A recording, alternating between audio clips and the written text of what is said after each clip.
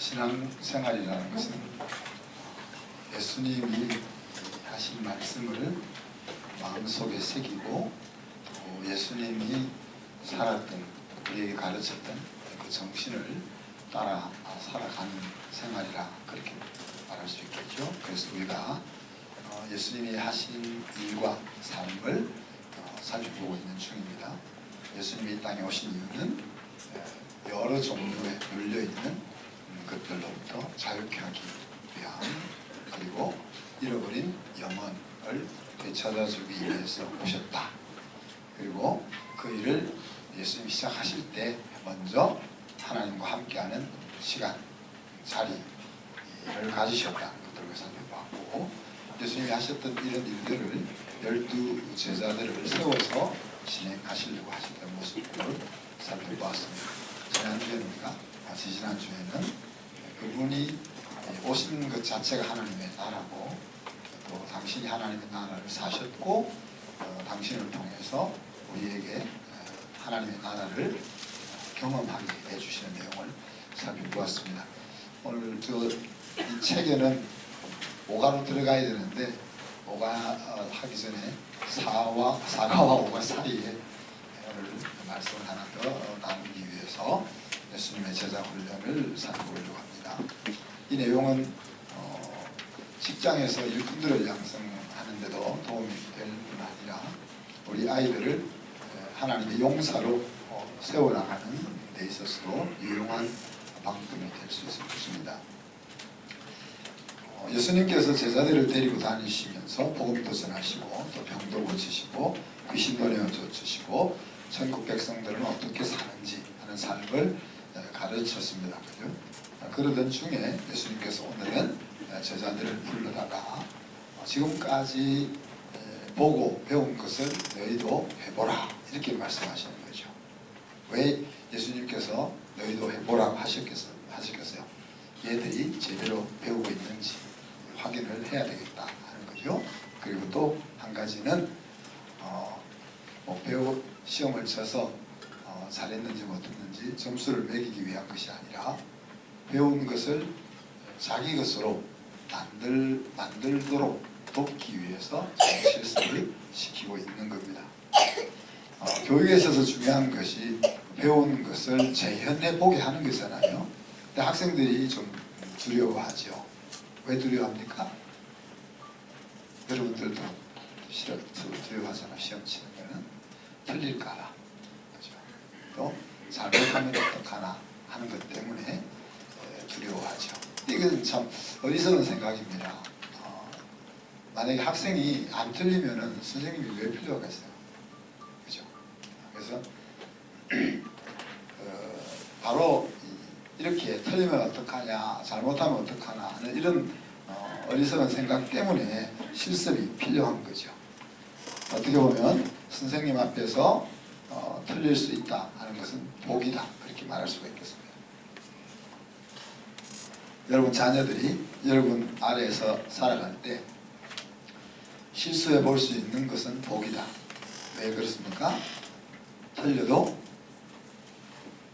바로 잡아 줄 수 있는, 또 고쳐줄 수 있는, 또 책임져 줄 수 있는 선생님이 계시고 부모님이 계시기 때문에 그렇죠.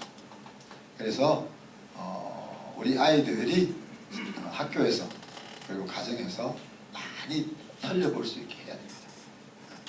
틀려봐야 정확하게 제대로 알 수 있는 거죠. 안 틀리는 경우는 대부분의 경우가 완벽하게 잘 알아서가 아니라 비슷하게 알아서 잘 안 틀리는 거예요. 그런데 이제 어른이 되어서 누군가 책임져 줄 사람이 없는 상황 속에서 심각한 실수를 하게 되는 거죠.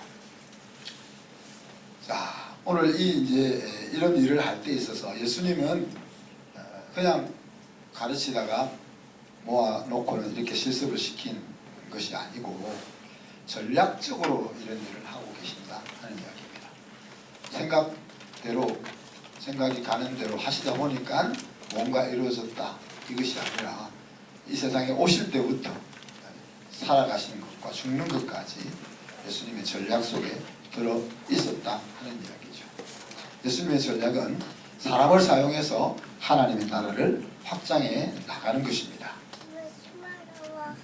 그런데 이 하나님의 나라를 확장하는 것 자체가 예수님에게 중요한 것이 아닙니다. 이 하나님의 나라라는 그 이슈 아래서 사람이 성장하고 또 하나님의 사람들이 모여들고 그리고 그것을 통해서 하나님의 나라가 커져 나가는 이것을 하나님이 생각하시고 계신 거죠. 그래서 예수님의 사역에는 사역 자체가 아니라 항상 사람에게 초점이 맞춰져 있는 것입니다. 그래서 예수님은 자신의 일을 12제자에게 맡기기 위해서 오늘 실습을 시킵니다. 물론 다른 성경에 보면 또 70명의 제자들에게도 이런 실습의 기회를 주셨다는 성경이 나오죠. 그죠? 그렇다면 마가의 다락방에 모였던 120명의 문도들을 위해서도 실습의 기회를 주셨으리라 우리가 생각해 볼 수 있고 또 부활하셔서 만났던 500여 명의 형제들에게도 실습을 할 수 있는 기회를 주셨다고 생각하는 것이 맞겠죠. 그죠? 그렇지만 이 12명에게 집중하셨다 하는 것은 분명한 것이죠. 예수님의 이 전략은 뭡니까? 보게 하시고 그 다음에 할 수 있는 능력을 공급해 주시고 오늘 말씀처럼 그것을 예수님 앞에서 해보게 하는 이 세 가지 전략을 가지고 제자 훈련을 하고 있다는 겁니다. 바로 이 간단한 보여주시고 능력을 주시고 그 다음에 앞에서 해보게 하는 이것이 이제 저와 여러분이 모든 양육과 교육에서 모델로 삼아야 될 그런 교육의 방법이다 그렇게 말할 수가 있겠습니다. 그래서 자신의 일을 제자들에게 위임하기 전에 지금까지 보여주신 것을 일단 실습을 시켜야 되겠다 하는 거죠. 그래서 우리 가정교회에서 사용하는 제자훈련 방식이 뭐라고 했습니까? 보고 배우는 거다.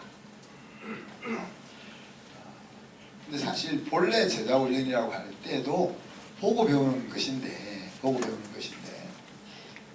우리나라에 제자훈련이 들어올 때가 제가 이제 신학교 갈 막 그 무렵이니까 한 45년? 40-50년 전입니다. 그렇게 이제 제자훈련을 진행해 나오는 교회에서 이 성경을 가르치고 공부하는 것에 좀 집중이 많이 되다 보니까 제자훈련은 이렇게 모여서 말씀 공부하는 것으로 이렇게 이해되어 온 것입니다. 사실 가르쳐 지키게 하라 그럴 때 가르친다 하는 말 속에는 그냥 정보를 전달한다 하는 의미도 있겠지만 배우는 사람이 잘 배울 수 있도록 가르친다는 내용이 함께 포함되어 있는 거죠. 그래서 제자훈련이라 하는 말 속에 사실 보여주고 배우게 보고 배우게 하는 내용이 들어가 있는데 우리 이제 기독교 역사 속에서 이 교실 속에서 공부하는 것이 자꾸 집중되다 보니까 오늘 가정교회에서는 굳이 성경 공부 이렇게 말 안 하고 그것을 보고 배우는 방식이다. 좀 더 그 원 의미를 놓치지 않기 위해서 그런 내용을 쓰는 겁니다. 본래 우리가 일반적으로 제자훈련이라 말할 때는 교실에서 공부하는 것이 중심이 아니고 보고 배우는 것이 제자훈련의 중요한 방식이다 하는 거죠. 자, 그래서 이때 이렇게 내보낼 때 실습을 시킬 때 일하러 내보내기 전에 먼저 예수님께서는 제자들에게 능력과 권세를 주셨다 그랬습니다. 자, 여러분 힘이 있는데 고난이 없으면 어떻게 될까요? 내가 일을 할 수 있는 능력이 있어요. 능력이 있는데 나에게 책임과 권한이 안 주어지면 어떻게 될까요? 내가 가지고 있는 힘을 마음껏 발휘할 수가 없게 됩니다. 반대로 힘은 없는데 권한만 있으면 그런 조직 많죠, 그죠? 그런 조직 많죠? 일이 제대로 진행되지 않는 거죠. 직책은 앉아 있는데 사장이라는 직책은 앉아 있는데 부장이라는 직책에 앉아있는데 그것을 행할 능력이 안 돼. 그럼 제대로 그 부서가 움직이지 못하는 거죠. 그래서 사람이 무슨 일을 하려고 하면은 이 능력과 권한은 함께 있어야 되는 거다. 그렇게 말할 수 있겠습니다. 예수님이 제자들에게 일을 시킬 때 할 수 있도록 힘을 주셨다고 그랬잖아요. 할 수 없는데 일을 시키는 선생은 없다고 보시면 됩니다. 그러면 여러분이 내가 이 땅에 와서 난 이런 걸 해야 되겠다 하는 마음이 들어오면 뭘 생각해야 되겠어요? 하나님이 내 마음속에 이것이 내가 살아가야 될 이유고 사명이라고 느껴지게 하신다면 여러분이 생각해야 될 건 뭐예요? 하나님이 나에게 정말 이것을 할 수 있는 힘을 주셨나? 또 이것을 행할 수 있는 권위를 나에게 주셨나? 이것을 우리가 좀 살펴볼 필요가 있다는 이야기죠. 자, 이런 속에서 오늘 예수님이 실습시키는 목습이 나오는데 실습을 이렇게 시킵니다. 하나님의 나라를 전파하고, 우리식으로 이야기하면 홍보하라는 이야기입니다. 마케팅을 하라는 이야기죠. 홍보하고 그 다음에 하나님 나라를 보게 하라. 맛보기를 해주라는 이야기죠. 하나님의 나라가 임하면 어떻게 되는지를 보여주라 그런 이야기입니다. 하나님을 알지 못할 때는 하나님의 말씀을 통해서 하나님을 볼 수가 없잖아요. 그러니 말씀이 아니라 실제 눈으로 볼 수 있는 일이 일어나게 해주라 하는 이야기죠. 그 대표적인 것이 뭡니까? 오늘 예수님께서 이야기한 것처럼 귀신을 쫓아내고 병을 낫게 하는 권세를 주셨다. 자, 이 일은 예수님이 제자들을 훈련시킬 때 사용했던 방법이지만은 저와 여러분에게도 동일하게 사용하시는 방법이라고 보아야 되고, 또 우리들도 이 부분을 계속해서 실습을 해봐야 하는 이야기입니다. 자, 하나님 나라는 뭐라고 했습니까? 하나님이 왕이 되어 다스리는 나라인데 그 나라가 되면 뭐가 없어진다해서요? 우리가 처음에 우리를 억누르고 있는 모든 것들로부터 자유케 되는 일이 일어난다 그랬습니다. 그죠? 우리 인생을 괴롭혔던 과거의 나의 상처들로부터 우리가 자유해야 되고, 그죠? 우리가 지금 세상 가치로 인해서 눌려있는 그런 것들로부터 자유함이 일어나야 된다는 이야기죠. 그리고 귀신 들린 자는 귀신 들림에서 벗어나야 되고, 물질로 인하여 고통받고 있는 자는 물질의 고통에서부터 벗어나야 되고, 건강 때문에 힘든 자는 그 건강의 문제에서부터 벗어나야 된다 하는 이야기입니다. 그죠? 자, 그래서 이 일을 우리가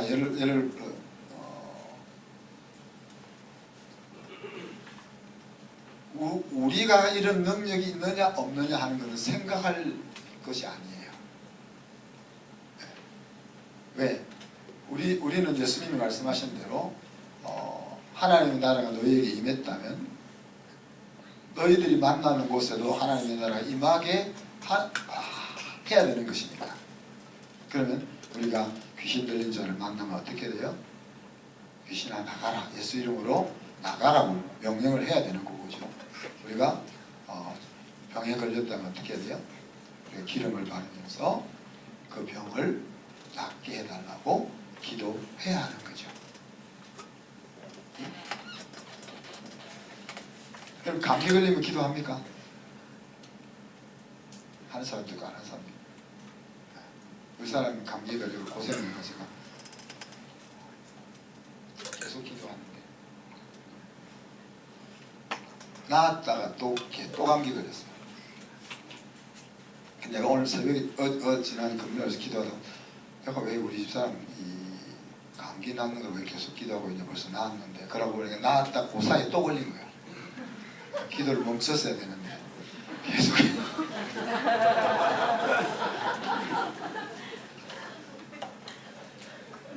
우리 교회는 기도하면 막 그 병이 낫고 하는 그런 은사를 가진 목회자는 없습니다. 있으면 저한테 손 들고 얘기해 주시고. 또 기도하면 막 죽을 병이 낫게 하는 그런 권사님도 안 계십니다. 신유의 은사를 가진 권사님도 안 계십니다. 그래도 우리는 기도하죠. 그래도 우리가 죽을 병에 걸린 우리 형제들이 있으면 우리가 그 병을 낫게 해달라고 기도합니다.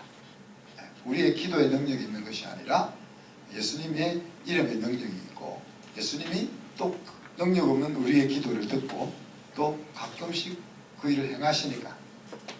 그래서 우리 백혈병에 걸렸다가 죽을 뻔했던 사람들이 여러 명 우리가 기도를 통해서 아직도 살고 있고, 암으로 인해서 치료 가능성이 없던 사람이 살고 있는 그런 일들이 우리같이 성령의 은사가 없는 보통 교회에서도 일어나고 있다는 이야기입니다. 또 우리 10학년 아이 중에 계속 귀신이 보이고, 여러분 귀신 보셨나요? 어떤 사람은, 어떤 우리 학생 때 우리 어떤 우리 제자는 선배님 눈을 감고 기도하는데 저 멀리 나무 뒤에 불 달린 까만 것들이 왔다 갔다 합니다. 그렇게 이야기도 하기도 하고, 또 귀신이 막 하는데 가위를 눌려서 자꾸 깨고 그런다. 그래서 우리 유기철 목사님하고 우리가 기도했잖아요. 요새는 귀신이 안 나타나고 안 보인대요. 그러면 뭐 우리가 기도해서 귀신이 사라졌다, 우리는 그렇게 생각할 거고, 기도 안 한 사람은 헛것 보다가 그죠, 이제 헛것 안 보는가 보다 이렇게 생각할 거고, 그죠? 우리 큰 사위가 학사에 왔다가 이 교회에 이렇게 정착했잖아요. 그래서 어느 날 그 사람 우리 사위랑 별로 안 친할 텐데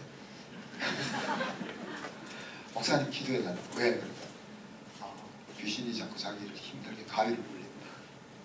그래서 귀신이 눌리니까 좀 음침한 데 가서 기도를 해야 될 거 아니에요. 제일 우리 교회 음침한 구석이 본관 지하 어디입니까? 그 엄양실 옆에 방, 거기 가서 귀신 쫓아내는 기도를 했거든요. 거기 나서 애가 정상적으로 괜찮다고 하죠. 그리고 좀 있다가 우리 큰 딸하고 눈이 맞아가지고 결혼을 하고. 무슨 이야기를 하는 거는, 우리가 능력이 있든 없든 우리가 예수님을 통하여 하나님의 나라를 경험한 사람이라면 귀신으로 인해서 정신적으로 힘들 때 우리가 그 귀신을 예수 이름으로 쫓아내는 명령을 해야 되는 것이고, 우리가 작은 병에 걸렸던 큰 병에 걸렸던 병으로 인해서 우리가 힘들 때 그 병을 치유하기 위해서 병원에도 가지만 우리가 기도해야 한다. 우리 교회도 의사들이 있잖아요. 근데 어떤 의사가 그렇게 이야기를 하더라고요.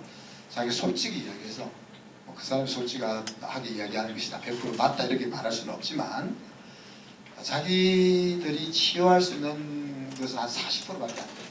나머지 60%는 그 몸이 치료를 해야 치료가 된다. 곰곰이 생각해보면 그래요. 그래서 우리 셋째는 또 큰 수술을 했잖아요. 수술을 할 때 의사들이 그 수많은 모세 혈관들을 다 이어줘요, 안 이어줘요? 큰 동맥들을 이어주지만요, 신경들을 하나하나 찾아서 다 이어요, 안 이어요? 그래서 어떤 의사들은 함부로 칼 대는 수술을 하지 마라 그러더라고요. 왜냐하면 그 근육이 잘려지고 난 뒤에 그 근육이 잘 이어지지 않아가지고 힘든 경우가 많다 그러더라고요. 그럼 어쩔 수 없이 수술해야 되지만은 그렇다는 이야기예요. 의사가 중요한 부분들은 이어놓지만은 대부분 못 이어놓아요. 그런데 희한하게 뭐예요? 몸이 다 어떻게 알아서 찾아서 없었던 것처럼 그렇게 치유가 되는 거죠. 그래서 의사가 치료를 하지만 사실 이 몸이 자기 스스로를 치료하지 않으면 온전한 치료가 안 일어나는 거죠. 네. 그러니 이제 우리가 야고보서에서도 이야기한 것처럼 장로를 부르고 기름을 바르면서 기도해라. 그러면 믿음의 기도는 역사하는 일이 많다 그랬잖아요. 그러니까 우리가 그렇다고 또 우리 애가 죽어가는데 나는 믿음으로 죽어도 좋다 이렇게 그렇게 가 있으면 이제 광신도 그룹이 되잖아요. 그렇지만 약을 먹고 치료를 받으면서 약 먹고 치료받는다면 된다 그렇게 생각하면 안 된다는 이야기. 우리 성도 가운데 서울대 의사가 있었어요. 서울대학병원 의사가 있었어요. 그 의사가 젊은 의사였는데 감기로 자기 서울대학병원에 가서 치료받으러 갔다가 병원 감염이 일어났어요. 병원 감염이 일어나가지고 뭡니까? 염증을 일으키는 균을 찾아내지 못해서 죽었어요. 감기 치료하러 갔다가 자기 친구들, 자기 선배들, 자기 동료가 그렇게 됐으니까 그 염증을 일으키는 바이러스를 찾으려고 온 신의 힘을 다 기울였지만 결국 못 찾고 그러면 못 찾고 그냥 그 염증 때문에 돌아가셨어요. 그런 거 생각하면은 정말 우리가 의사를 통해 치료받기 위해서 최선의 노력을 해야 되지만은 하나님이 일을 하셔야 된다 하는 것들을 더 피부로 느끼게 되는 거죠.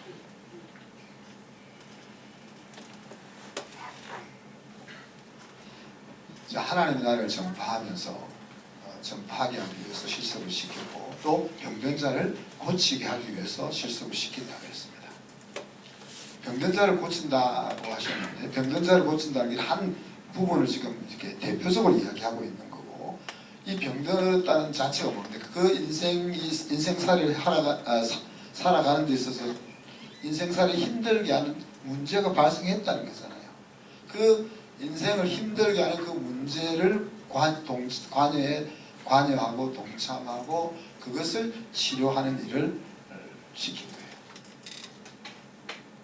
예수님이 빵을 해결해 주거나 병을 치료하는 것이 주 목적이 아니잖아요. 그죠? 그렇지만 예수가 있으면은 빵을 해결하게 되는 일들이 일어난다는 이야기예요. 나야 된다는 이야기예요.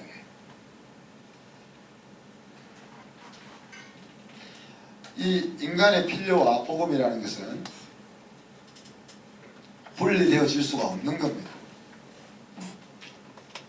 인간의 필요를 앞장세우는 사람은 자유주의자 신앙이 되고요. 복음을 앞장세우는 사람들은 또 복음주의자들이 됩니다. 사실 이 둘은 분리되어야 될 것이 아니고 같이 가야 하는 거죠. 우리가 가난한 사람들에게 복음을 전한다고 생각해 봅시다. 복음이 우리 영혼을 구원하는 거니까 이제 내가 복음을 전했으니까 너 예수 믿었으면 됐다. 네가 알아서 잘 살아. 그리고 이렇게 고개를 돌리고 나올 수 있겠어요? 여러분? 왜 아시아인 말이 자꾸 가요? 여러분 한 번만 가면 될 텐데 한 번 도와주고 오면 될 텐데 어차피 그 사람들 필요한 거 다 해결해 주지 못하는데 왜 자꾸 가요? 정말 그리스도의 사람으로 가서 도와주고 나서 그냥 발걸음이 안 떨어지는 거죠.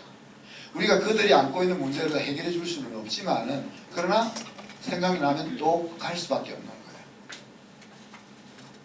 우리 아이들이 12학년들이 이제 필리핀의 가난한 마을에 가서 복음을 전하고 봉사를 하러 갈 겁니다. 1월 달에. 또 우리 여름에는 또 캄보디아에 가서 봉사를 하잖아요. 그럼 그 영혼들에게 복음을 전하고 봉사를 하고 이제 우리는 일주일 끝났으니까 잘 있어. 그렇게 올 수 있겠어요, 여러분? 우리가 오지요, 그죠? 뭐 어차피 비행기표가 끊겨 있으니까 오지요. 그런데 그냥 내가 복음을 다 전했으니까 너희들에게 하나님의 말씀을 다 전했으니까 이제 나는 아무 너희들 관계없어 그렇게 되냐는 이야기예요. 복음을 전하고 나면요 그들이 복음 안으로 들어오려고 할 때 눈에 밟히는 거죠. 그래서 우리가 빵을 주는 것이 목적이 아니지만 복음을 주다가 보니까 그들이 필요에 관심을 안 기울 수가 없는 거예요. 그래서 우리 12학년 아이들 우리도 고민이 있습니다. 고민이 있는데 유기철 목사님이 지금 필리핀 그 사역지에서 교회가 벌써 30개째 세워지고 있는 그 사진을 어제 보내오고 애들이 하도 두려워하니까 보내오셨는데 너무 그 진짜 우리 60년대 70년대 입던 그런 누리끼리한 티셔츠 이런 거 입고 있는 아이들이 너무 해맑고 밝게 사진이 탁 찍혀있는 새 교회 사진을 봤는데 목사님하고 이런 이야기했습니다. 우리가 복음과 함께 빵을 주면서 복음을 주면서 그들이 어떻게 하면 더 풍요롭게 살 수 있을까, 이것을 우리가 고민하고 계속 해나가지만 이것이 과연 답인지는 참 고민스럽다.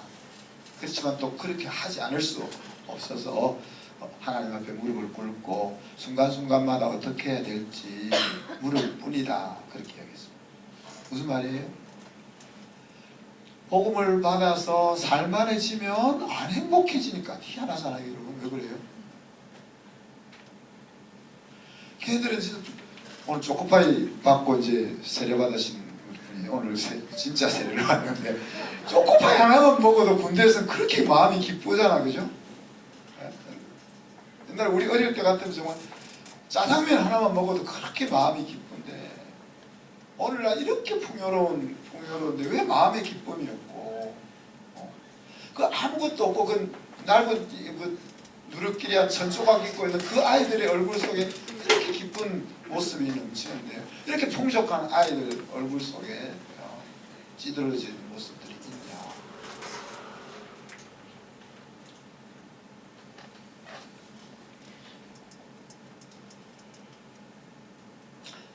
인간의 필요와 복음은 분리되어질 수가 없습니다. 그렇죠?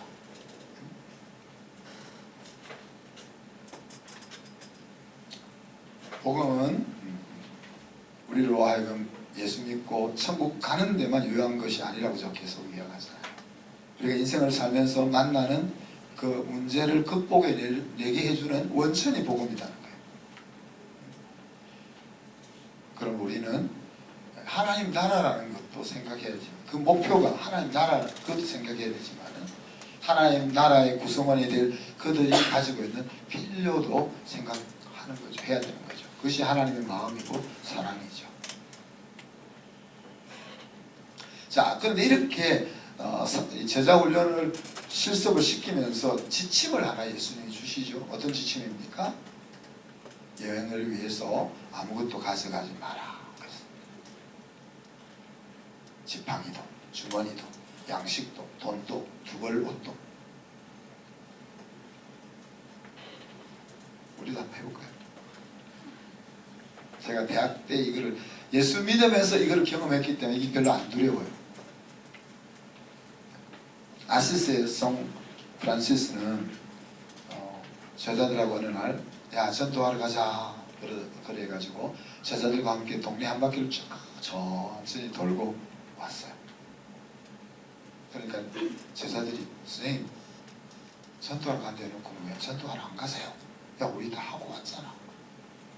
무슨 말이야? 그 프란시스가 한번 쭉 돌고 오면은 그 동네 그 돌고 걸어가는 걸음걸이를 본 사람들에게 복음이 전해진다. 그래서 거기서부터 이제 탁 발성이 나오고 거지 전도가 되는 거예요. 얻어먹으면서 전도하는 거예요. 그래서 제가 이제 예수 믿는 것이 78년도니까 20살 때죠. 20살 때 일주일 동안 그 더운 데서 텐트 속에서 성경 공부하고 끝나고 나면 또 일주일 동안 거지 전도하는 거예요. 거지 전도는 이제 그룹을 쥐어가지고 지갑은 다 순장한테다 맡기고 이제 얻어먹으면서 전도하는 거예요. 마을을 정해가지고. 그러면 순장이 어떤 순장 같은 사람이 우리 선주 집사님 같이 저런 야무딱진 순장을 만나면 이제 잘 얻어먹는 거지. 잘 얻어먹는 거지. 나 같은 순장 만나면 쫄쫄 굶는 것이, 남한테 싫은 소리 못하니까 밥다는 소리 못하는 거죠. 그래가지고 괜히 이제 그 농부들이 그 밭에 가서 일하잖아요. 일하면 가서 이제 도와줍니다. 왜? 먹을 거 필요한 거 없냐? 이 말 물어볼 때까지 들으려고 이렇게 하는 거예요. 무슬림 지역에서 사역할 때 주로 전략이 좀 선교사님들이 좀 집도 크고 그럴듯한 집에서 살면서 전도하는 전략을 씁니다. 왜냐하면 무슬림들이 무시하니까, 예수 믿는 사람들에 대한 것들을 무시하니까. 그런데 이렇게 이제 거지 전도는 아주 뭐랍니까? 낮은 자리에서 복음을 전하는. 우리 교회가 취하고 있는 전도 전략은 높은 자리에서 전하는 겁니다. 우리가 하나님 나라로 갈 수 있는 탁월한 교육을 너희 자녀들에게 줄게. 그러니까 너희들은 복음을 들어야 돼. 듣기 싫으면 듣지 마. 우리가 높은 자리에서 전도하는 이유는 우리같이 이렇게 작은 교회는 낮은 자리에 가서 전도하면 안 와요.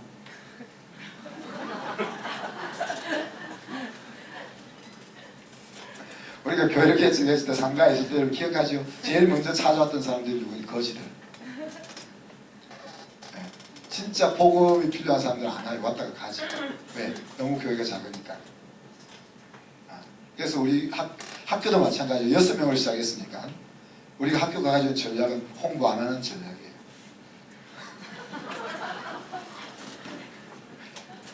그래서 지난주 이야기했죠. 학교가 어떻게 이렇게 안 몰라. 홈페이지 들어가도 잘 알려주지도 않거든요. 그게 우리 전략이니까.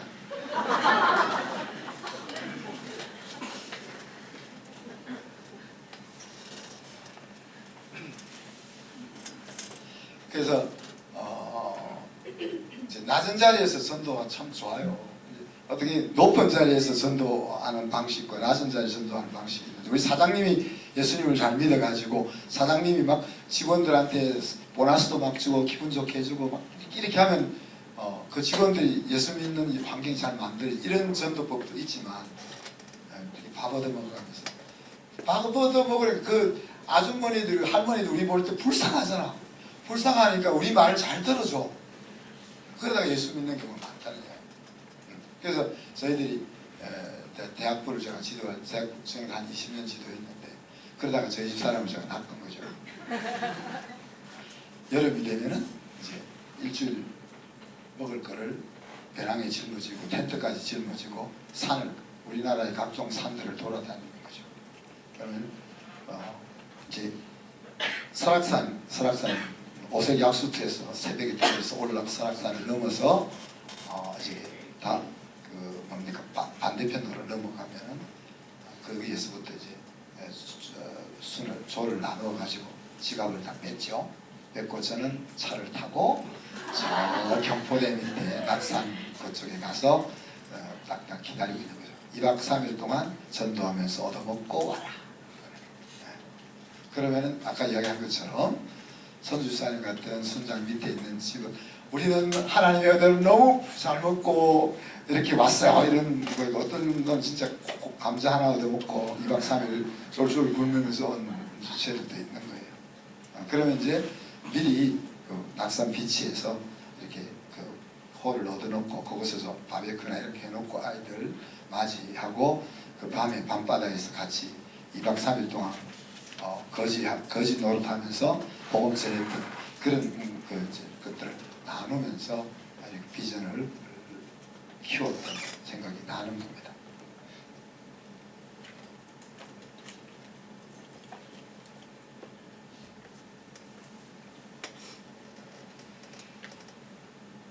그래서 이런 훈련을 지금 예수님이 시키는 거예요. 왜 그래요? 하나님을 전적으로 의뢰하게 하게 합니다. 지금 아무것도 가져가지 말했죠. 그리고 또 한 가지는 뭐예요? 전도 대상자에게 집중하는 훈련이에요. 그래서 하나님의 역사를 빈손으로 경험하게 하는 거죠. 자, 그러면서 뭘 말씀하세요? 어느 집에든지 거기서 유하고 이제 그 마을에 복음을 다 전했으면 떠나라, 그렇게. 자, 복음을 전해서 하나님 나라를 받아들여서 영접을 했어. 그럼 그 집을 거점으로 해서 그 마을을 이 집 저 집, 그러니까 이 집 저 집 돌아다니면서 여기서 고구마 얻어먹고 저기 가서 빵 얻어먹고 그러지 말라는 거야. 딱 정해진 한 곳에서 먹을 것을 공개받으면서 그러면서 뭐예요? 다른 집에도 계속 가서 복음을 전하라 그랬죠. 보통 여러분 이제 전도를 시키면은 예를 들어서 3명 전도하고 와 그러면은 3명 전도하고 나서 그 다음 시간 나도 안 하잖아요. 그게 아니고 그러니까 이제 한 집에서 한 집을 거점으로 해서 복음을 전하라는 것은 이 집 저 집 옮겨 다니면서 부담 주지 말라는 측면. 왜냐면 쟤들이 때로 몰러 다니면서 야 쟤 오면 밥 줘야 된다 이러면 얼마나 부담되겠어요. 주변 동네 사람들이. 그런 측면이 있고 또 한 가지는 이제 이 집이 예수님 믿게 됐으니까 이제 우리 할 일은 끝났다 이렇게 주저앉지 않게 하려고 거기에서 거점을 두고 실습을 계속하라 그렇게 예수님 말씀하시는 거죠. 그리고는 출구 전략도 하나 주셨습니다. 출구 전략은 뭡니까? 자, 이렇게 전도를 하다 보면 전도 안 되는 상황들이 자주 발생하게 되죠. 그럼 어떻게 돼요? 여러분, 전도를 했는데 복음을 전했는데 말 사람들이 막 그 말을 잘 듣고 예수님을 믿으면 얼마나 좋겠어요? 안 믿더라도 수고한다고 이렇게 격려해주면 얼마나 좋겠어요? 그런데 이 집 저 집 계속 쎄 하면 어떻게 돼요? 싸 하면 어떻게 돼요? 낙심되죠. 좌절되죠. 그래서 그렇게 하지 않게 하려고 예수님이 출구 전략을 주시는데 만약에 마을에서 너희들 예수 믿는 사람이 안 생기면은 발에 먼지를 떨어서 책임이 그들에게 있다고 증거를 삼아라 그래서 그것 때문에 너희들이 마음 상할 것 없다 그렇게 얘기하시는 거예요. 그들이 안 믿는 것은 그들이 스스로 내린 결정이니까 그들이 취한 행동에 대해서는 하나님이 물을 것이고 너희들은 할 일을 다 했다 그렇게 얘기하는 거예요. 그래서 이 전도하러 가는 것이 여러분 전도를 해보면요 꼭 우리가 외판원이 물건 하나 팔아달라고 가는 것 같은 느낌이 들어요. 저도 해본 사람들은 느낌이 나는 거예요. 그러니까 좀 비굴해지는 거지. 이거 한 번만 믿어달라는 식으로 비굴해지는 거죠. 물건을 이 사람이 내 물건을 사줘야 내가 그 중에서 몇 프로 수익을 얻으니까 내가 수익을 얻기 위해서 물건을 팔려고 할 때 비굴해지는 거죠. 그 사람 비율을 맞추고 그러죠. 복음을 전할 때도 마찬가지. 복음을 전할 때도 이 사람이 내가 전하는 복음을 듣고 믿었으면 하는 마음이 있다 보니까 비굴해진단 말이에요. 근데 오늘 예수님이 이 말씀은 야 그거 아니야. 지금 엄청난 선물, 야 제발 믿어만 주세요 이게 아니고 엄청난 선물, 하나님 나라 선물을 가지고 너희들이 그 선물을 전달해 주러 가는 거니까 자부심을 가지고 수줍음이나 부끄러움이나 그런 태도가 아니라 하나님의 선물을 가지고 가는 그런 자부심을 가지고 그 일을 하라고 출구 전략을 주시는 거예요. 이런 과정을 통해서 하나님 나라를 세워가는 근육들이 키워져 가게 되는 거예요. 자, 이들이 얼마나 실수를 잘했는지 6절에 보면 복음을 전한 병을 고치더라 그래서 고쳤다는 말이잖아요. 근데 어느 정도 영향력이 있었는가 하면 오늘 읽지는 않았지만 7절 8절 보세요. 분봉왕 헤롯이 이 모든 일을 듣고 심히 당황해서 야 어떤 사람은 요한이 죽은 자 가운데서 살아났다고 하고 어떤 사람은 엘리야가 나타났다고 어떤 사람은 예수님이 한 사람이 다시 살아났다고 해가지고 헤롯 대왕이 불안해질 정도였다. 헤롯이 세례 요한을 몽 빼어서 죽였잖아요. 죽였는데 이 예수님이 보낸 제자들이 이 놀라운 일들을 하니까 동네 소문이 난 거예요. 헤롯이 죽인 세례 요한이 살아났다. 아니면 수백 년 전에 죽었던 엘리야가 다시 이 땅에 태어났다.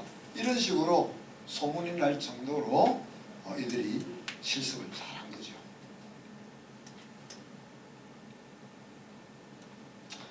오늘 말씀에 엑스티키슨 나는 보고 배운 것을 실습할 것인가 하는 겁니다.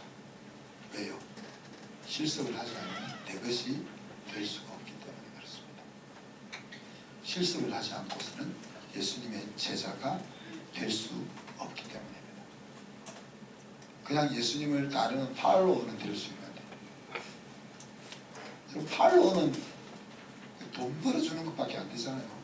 유튜브 팔로워 해보세요. SNS 팔로워 해보세요. 난 왜 팔로우 하는지 난 이해가, 내가 하지 왜 그걸 팔로우 해요?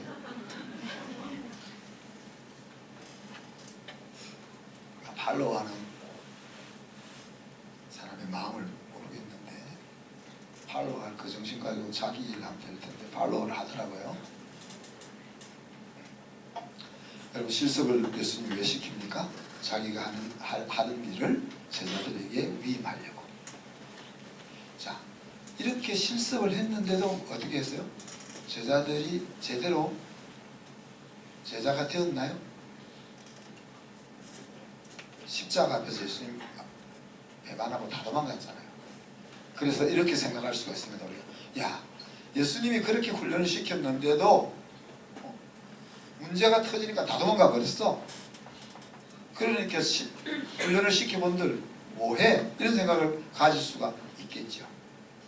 물론 예수님의 3년 동안의 훈련으로 제자들이 완성되지는 못했습니다.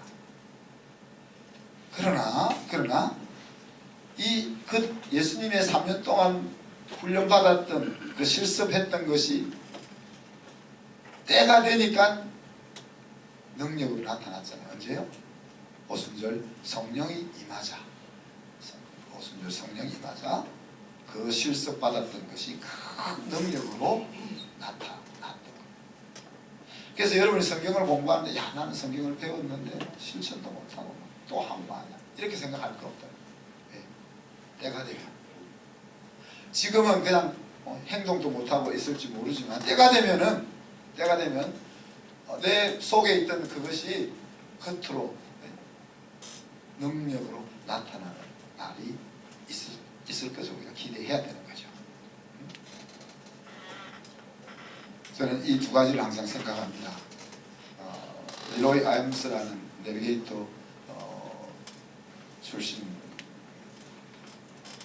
사역자가 훈련으로 되는 제자라는 책을 썼거든요. 그래서 저희가 대학 때 이런 책이 이제 잘 베스트셀러였어요. 그런데 이제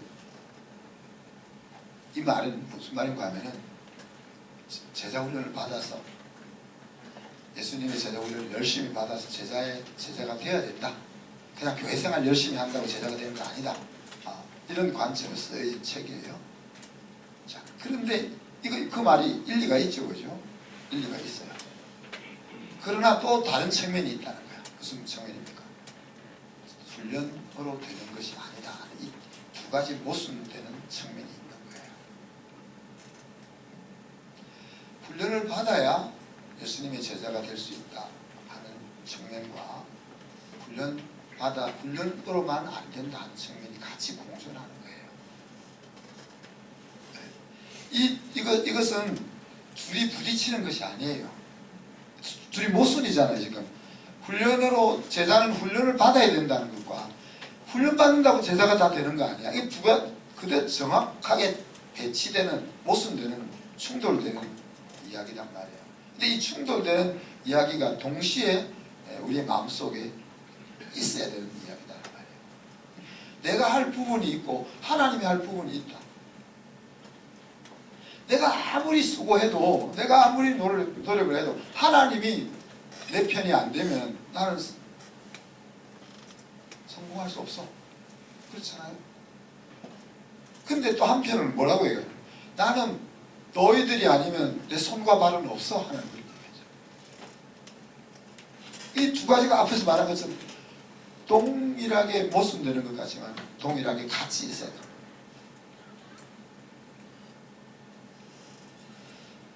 저와 여러분은 훈련 중에 있든지 아니면 이제 훈련을 받아서 사역자로 있든지 둘 중에 한 상태에 있는 겁니다. 그죠? 근데 여러분이 어떤 상태에 있든지 우리가 기억해야 될 것은 예수님이 훈련을 시킬 때, 훈련을 또 연습을 시킬 때 능력과 권세를 주셨다는 이야기. 그래서 우리가 세상에 나가서 그리스도인으로 예수님의 제자로 움직이려고 할 때 하나님이 주신 권세와 능력을 가지고 있는 대사같이 그렇게 좀 담대하게 살았으면 좋겠다. 그래서 아까 얘기했지만 옆집에 아픈 사람이 있으면 야 내가 기도해 줄게. 그렇게 가서 기도해 주라는 이야기예요. 제가 책임질 테니 우리 목사님이 기도를 안 나오면 우리 목사님이 제대로 기도를 안 해서 안 나은가 보다 그렇게 하시면 저는 또 우리 하나님 앞에 따지 책임지라 하면 됩니다. 여러분 주변에 여러분 가족들 가운데 무언가에 눌려서 힘든 상태에 있으면 여러분이 예수의 이름으로 자유케 하는 그 일을 하라는 이야기예요. 왜? 하나님 우리에게 능력과 권한을 주셨습니다. 이루어지느냐 이루어지지 않느냐 하는 것은 우리의 책임이야. 기도합시다. 하나님 사랑과 은혜를 감사합니다. 오늘 예수님의 제자 훈련을 통해서 보여주시고 또 능력을 주시고 또 예수님 앞에서 실천해보게 하는 그 장면을 우리가 같이 살펴보았습니다. 우리가 성장하는 과정 속에서 또 우리가 우리의 자녀들을 양육하는 과정 속에서 오늘 이 예수님의 방법을 잘 활용할 수 있게 하시고 우리에게 주어진 능력과 권세를 사용하며 살 뿐 아니라 하나님의 나라를 사는 법을 우리가 연습하고 또 우리 자녀들에게도 하나님 나라를 살아가는 방법을 연습시킬 수 있는 저희들이 되게 하여 주옵소서. 감사드리며 예수 그리스도 이름으로 기도하옵나이다.